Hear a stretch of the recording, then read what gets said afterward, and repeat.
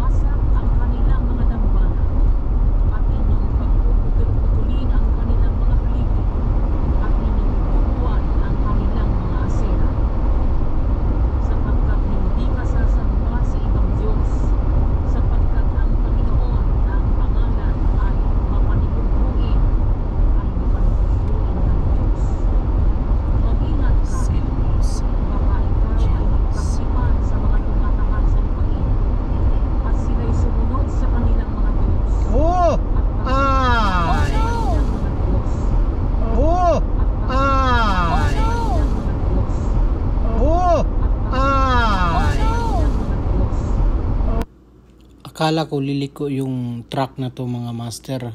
Yun pala na ano siya na, iwan ko baka nakatulog siya nung nag-overshoot siya dito sa lane ko, and then yun na saksiyan namin na bumulagta na siya. Mga 3 ikot din. Kaya napaka ano talaga nun, surprising talaga yung nakita ko. Yung mga sakay ko kasi nakatulog. Yung isa nakakita din nung manunaw. Gumulong na siya, no.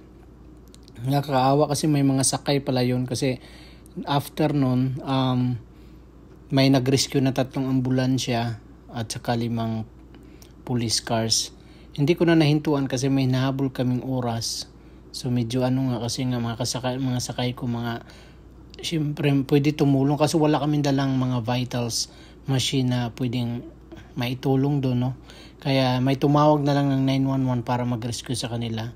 Sana okay lang sila mga master yung sakay doon. So I think 3 sakay doon kasi 3 ambulansya yung nasa lubong namin after that accident dito sa daan. Kasi ito Wyoming, pauwi na kami ng North Dakota nito.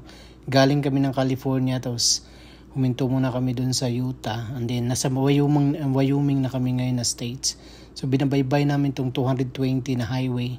So napaka talaga black ice yung daan. Kaya medyo lang talaga ingat. Baka siya naka cruise control, yun lang ang ko.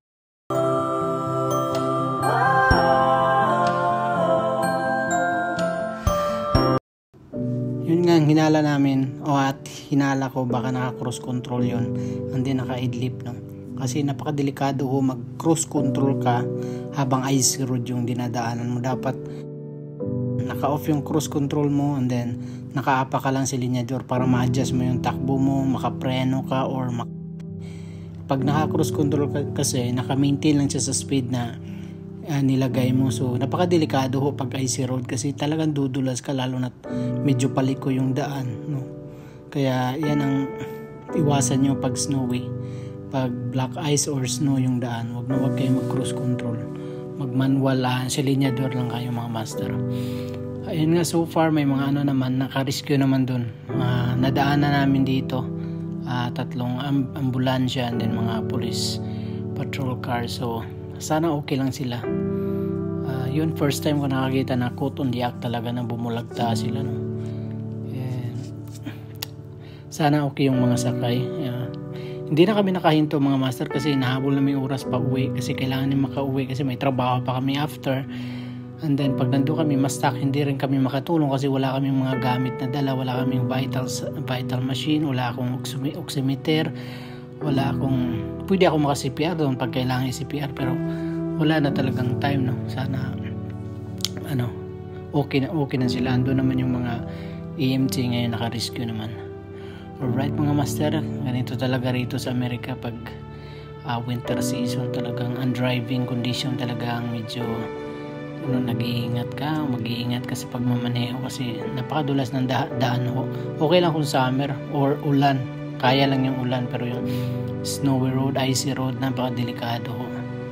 Alright, ang dami ko nadaanan dun sa highway I-80 na mga nag-overshoot ng mga truck kanina. Tsaka ang foggy din ang daan. Ay talaga, medyo lang, manalangin bago magmaneho. Yun lang ang pinaka-importante doon kasi mas malaki yung chance na ilayo ka sa mga ganung sitwasyon. Alright mga master, at dinhin na lang kutob, at see you next video. Master Kids out, baby.